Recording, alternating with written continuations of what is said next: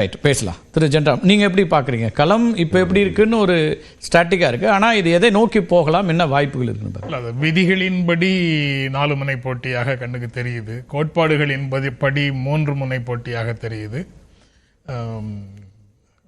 உணர்வுகளின்படி அது நேரடி போட்டியாகத்தான் வந்து நிற்கும் அப்படின்னு நினைக்கிறேன். எப்படின்னு கொஞ்சம் புரிய வைங்க. அதான், அதாவது பலமுனை போட்டிங்கிறது எப்படிங்கிறத ரவீந்திரன் சொல்லிட்டாரு.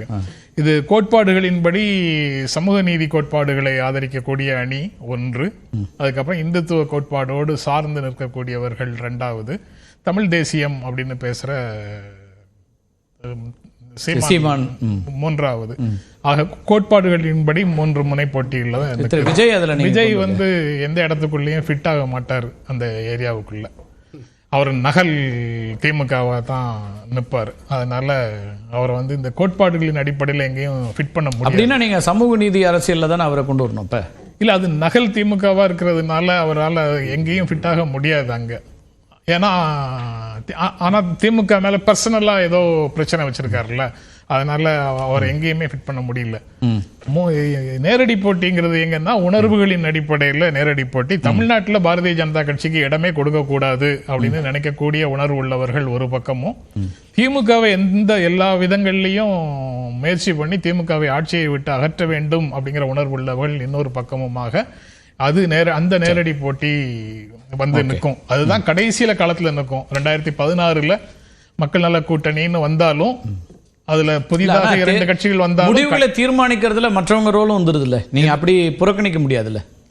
முடிவுகளை வெற்றி பெற முடியாது அல்லது போட்டி நேரடியாக அவங்களுக்கு தான்னாலும் முடிவு என்னவாக இருக்கணுங்கிற தீர்மானிக்கிறத நீங்க சொல்ற 3வதோ 4வதோ இருக்கக்கூடியவங்க இருப்பாங்கல்ல. இல்ல, இப்ப 2016 முடிவுகளை இன்ஃப்ளூயன்ஸ் பண்றதுக்கு மக்கள் நல கூட்டணியுடைய ரோல் இருந்ததுன்னு நம்ம கெஸ் பண்ணலாம். அதுல பிஎம்கே தனியாக நின்றதும் ஒரு ரோல் பிளே பண்ணுதுன்னு சொல்லலாம். ஆனா இப்போ உள்ள மல்டி கார்னர் கண்டெஸ்ட் இருக்குல்ல, அது எல்லாமே திமுக எதிர்ப்பை மையமாக வச்சிருக்க கூடியவங்க தான். திமுக ஆதரவோட இருந்து பவருக்காக தனியா நிக்கிறோம்னு இருக்கக்கூடியவங்க இங்க யாரும் இல்ல. எல்லாம் திமுக அணியை தவிர நிக்கிறது எல்லாமே திமுக எதிர்ப்பு அணி தான். அப்படி இருக்கும்போது அது ஆட்சியில் இருக்க ஒரு கட்சி தானே எதிர்ப்பாங்க, எதிர்கட்சிகள் அப்படி இருக்காதா? அப்படி இருக்கணும்னு அவசியம் இல்லைல்ல. விஜயகாந்த் அந்த மாதிரி வரல, மக்கள் நல கூட்டணியோ பாட்டாளி மக்கள் கட்சியோ 2016 அப்படி ஒரு நிலை எடுக்கல. அவங்க வந்து 2 பேரையும் உண்மையிலேயே எதிர்க்கிற மாதிரி தான் நின்னாங்க. அதனுடைய விளைவு வந்து திமுகவுக்கு பாதகமாக 2016 முடிஞ்சது. இப்ப விஜய் வந்து அதிமுகவையும் விமர்சிக்க தொடங்கி இருக்கிறாரு. இப்ப சமீபத்திய அறிக்கையில அவர் அதிமுகவை சேர்த்து தானே விமர்சிக்கிறாரு. இல்ல, அவருடைய ரோல் அதுதானே. நீங்க வந்து திமுகவின் நகலாக தன்னை முன்னிலைப்படுத்தி நகலங்கிறத பாசிட்டிவா சொல்றீங்களா நெகட்டிவா சொல்றீங்க? என்னன்னு அதை புரிஞ்சு திமுகவுக்கு போகக்கூடிய வாக்குகளை பிரிப்பதற்காக அவர் களத்துக்கு வந்திருக்கிறாரு.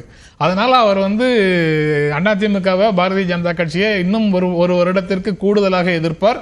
திமுகவுக்கு மாற்றாக ஒரு செக்யூலர் ஃப்ரண்டாக அல்லது செக்யூலர் பார்ட்டியாக தன்னை முன்னிறுத்திக் கொள்வதற்கு அவர் முயல்வார். இல்லை சார், நீங்க இதை இப்படி பாருங்களேன். முதல்ல வந்து அரசியல் எதிரின்னு திமுக சொன்னாரு, கொள்கை எதிரின்னு பாஜக சொன்னாரு. அரசியல் எதிரியை தொடர்ச்சியாக விமர்சனம் பண்ணிட்டே இருக்காரு. கொள்கை எதிரியை நான் எதிர்க்கிறேன்னு சொன்னாரு. இந்த 2லயும் இல்லாம அதிமுக இருந்துச்சு. இப்ப கொள்கை எதிரியோட அவங்க கூட்டு சேர்ந்த பிறகு அதிமுகவை நான் விமர்சிக்கிறேன்னு சொல்றாரு. அப்ப அவரு நிலைப்பாட்டில் சரியா இருக்காருன்னு நீங்க பார்க்கலையா? அவர் நிலைப்பாட்டில் சரியா இருக்காருன்னு நான் பார்க்கல. ஏன்னா அவருடைய பிரைமரி எய்ம் வந்து முதன்மையான இலக்கு வந்து திமுகவை ஆட்சியை விட்டு இறக்குவது தான். அப்படி ஒரு நிலைப்பாட்டை எந்த சூழலிலும் அதே நிலைப்பாட்டில் நான் தொடர்ந்து நீடிப்பேன்னு சொல்வதன் மூலமாக அவர் வந்து பிஜேபியினுடைய அஜெண்டாவுக்கு தான் அவர் வந்து ஈல்ட் ஆகிறாரு. அதனால அவர் வந்து அந்த லைனுக்குள்ளதான் போய் நிற்கிறாரே தவிர திமுக பக்கத்தில் வர்றதுக்கு வாய்ப்பு இல்லை. அவர் எப்போ வந்து கோட்பாடுகளின் அடிப்படையில் புதிய வளர்ச்சி போக்குல கோட்பாடுகளின் அடிப்படையில் நான் மறுபரிசீலனை செய்து முடிவெடுப்பேன்னு நினைக்கிறாரோ, அப்படி நினைச்சாதான் அவர் வந்து திமுக எந்த ஒரு புதிய கட்சி ஒன்று ஆரம்பிக்கிறோம் அப்படின்னா ஆரம்பிக்கிறதோட நோக்கம் என்னவா இருக்கும்? அதிகாரத்துக்கு வரணும். அதிகாரத்துக்கு வரணும்னா ஏற்கனவே அதிகாரத்தில் இருக்கக்கூடிய ஒருத்தரை அன்சீட் பண்ணணும், அதிகாரத்திலேருந்து வெளியேற்றணுங்கிறதான இருக்க முடியும். அப்ப அவர் திமுக தானே எதிர்த்து அரசியல தொடங்க முடியும். ஒரு புதிய கட்சி தொடங்குறவர் வேற எப்படி ஒரு அரசியலை முன்வைக்க முடியும்னு பார்க்கிறேன். தனியரசு கோவப்படக்கூடாது. தனியரசும் கட்சி வச்சிருக்கிறாரு.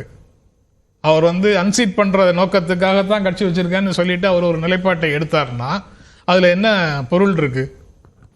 ரைட், முதல் கட்ட கருத்தை எடுத்துக்கிறேன், பேசுவோம். திரு வில்சன், ஒரு விஜய் உட்பட இவங்கெல்லாம் விமர்சிக்கக்கூடிய இடத்துக்கு வராங்க அப்படிங்கிறத எப்படி பார்க்குறீங்க? எப்படி இந்த கூட்டணி அப்படிங்கிறது அடுத்த கட்ட நோக்கி நகருமா, இல்லை எல்லாருமே டிமாண்டை ஏற்றுறாங்களா? இப்போ ஒரு பக்கம் தேமுதிக அல்லது பாமக எல்லாம் கூட்டணி நட்பு கட்சியாக இருந்தாலும், ஆனால் இப்போ தேமுதிகலாம் திரு ரவீந்திரன் சொல்கிறாரு 2 பக்கமே ஆப்ஷன் ஓப்பன் பண்ணி வைக்கிறாங்க, பாமக 2 பக்கம் ஆப்ஷன் ஓப்பன் பண்ணி வைக்கிறாங்க அப்படிங்கிறாரு. இல்லை, அவங்க எப்படின்னா இன்னும் நேரம் இருக்குது, 1 வருஷம் இருக்குது. இப்போ வந்து அதிமுக பிஜேபி கூட்டணி கொஞ்சம் முன்னாடியே எதிர்பார்க்கறதுக்கு முன்னாடியே வந்து கூட்டணி அமைச்சிட்டாங்க. எல்லாருக்கும் 1 வருஷம் தானே? இல்லை, அவங்க அதான் எதிர்பார்க்காத நிலைமையில முன்னாடியே அமைச்சிட்டாங்கன்ற. சரி, ஆக்சுவலாக வந்து இன்னும் 6 மாதம் 7 மாதம் டைம் இருக்குது. அப்போ எடப்பாடி அந்த டைம் வந்து எடப்பாடி வந்து அப்படிதான் எதிர்பார்த்தார், 6 மாதத்துக்கு பிறகு தான் எதிர்பார்த்தாரு. ஆனால் முன்னாடியே வைக்க வேண்டிய ஒரு நிலை வந்து முன்னாடி வைக்க வேண்டிய நிலைமைன்னா சூழ்நிலை அவசியம் மட்டும் கிடையாது, கீழ்மட்டம் வரைக்கும் ஜெல் ஆகணும். ஒரு முரண்பாடு உள்ள கட்சிகள் கடந்த காலத்தில் விமர்சனம் பண்ணது கீழே வரைக்கும் ஒரு ஜெல் ஆகணுன்றதுக்காக ஒரு 7 இயராக வச்சிருக்காங்க. அது வந்து ஒரு காரணம் வந்து நம்ப தகுந்த காரணமாக இருக்குது. மற்றபடி வந்து இப்போ தேமுதிகக்கோ இல்லை பாட்டாளி மக்கள் கட்சியோ கடைசி நேரம் வரைக்கும் வாய்ப்பு இருக்கிறது அப்படின்றதுக்காக. ஆனால் 90% எனக்கு தெரிஞ்சு அவங்க வந்து பிஜேபி கூட்டணி தான், இந்த அதிமுக கூட்டணி தான் ஆப்ஷனாக இருக்கும். ஏன்னா ஏற்கனவே அவங்க வந்து ஒருத்தர் அதிமுக கூட இருந்தாங்க, ஒருத்தர் பிஜேபி கூட இருந்தாங்கன்னு போது இப்போ வந்து அந்த நெருடல் வந்து அவங்க இப்போ அந்த கட்சிக்குள்ள ஒரு பிரச்சனை இருக்கும்போது அந்த நெருடல் இருக்கும்போது கொஞ்சம் தள்ளி போடுது.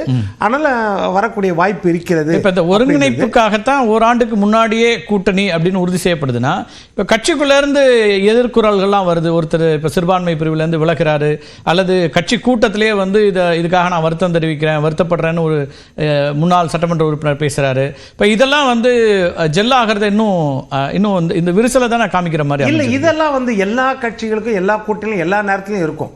கூட்டணிகள் பிரியும் போது கூட இப்படி சொல்லுவாங்க, கூட்டணிகள் சேரும் போது அது வந்து ஒரு மைனர் பாயிண்ட் தான். அதனால கட்சியை பாதிக்காது, காலப்போக்கில் அது சரியாயிடும் அப்படின்றதுதான் என்னுடைய எண்ணம். இன்னொரு பக்கம் சொன்ன மாதிரி இப்போ 4 முனை போட்டி சொன்னார் ஜென்ராம் கூட, நம்ம ரவீந்திரன் வந்து சொன்னார் எக்ஸிஸ்டன்ஸ்ல 4 முனை போட்டி இருக்குது, உண்மைதான். ஆனா நீங்க இது அரித்மேட்டிக் அடிப்படையில் பார்த்தீங்கன்னா 2 முனை போட்டி தான். சரி, அதாவது ஒரு மெகா கூட்டணி நீங்க மற்றவங்களை கணக்கில் எடுத்துக்கல. எதிர்பக்கம் ஒரு அமையுமான்னு பார்த்தோம். ஓகே, அதாவது மெகா கூட்டணி அமையுமான்னு பார்க்கும்போது இப்போ நம்ம ஒரு அரித்மெட்டிக்கா பார்த்தா கூட 35% மேல இருக்கிற கூட்டணிகள் என்ன? சரி, அது வந்து எக்ஸிஸ்டன்ஸ்ல அதுதான் 35% மேல இருக்கிற கூட்டணின்னு பார்த்தா திமுக அதிமுக கூட்டணி. மற்ற இரண்டுமே அதிக இப்போ ஒண்ணு நிரூபிக்கப்படாதது.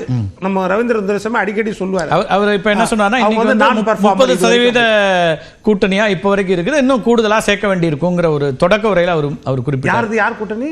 30% அதிமுக கூட்டணியை அவர் குறிப்பிட்டார். இல்ல, அதான் அதிமுக கூட்டணின்றது நீங்க நம்ம 35% 40% கூட எதிர்பார்க்கலாம். ஏன்னா கடந்த காலங்கள்ல அவர்கள் வாங்கி இருக்கிற வரக்கூடியதா இருக்கும் இப்போதைய நிலைமைன்னு அவர் சொல்றாரு. இப்ப பாஜக அதிமுக திரு வாசன் அவங்க கணக்கு வச்சு அவர் சொல்றாரு. இல்ல, அதான் அந்த கணக்கு வச்சு சொல்றீங்கன்னா கூட அதுதான் அந்த 35% வச்சுக்கலாம். நம்ம நீங்க 30 அதான் கேக்குறேன். அவர் 30ங்கறாரு, நீங்க 35 நிரூபிக்கப்படாத கட்சி வந்து விஜய்,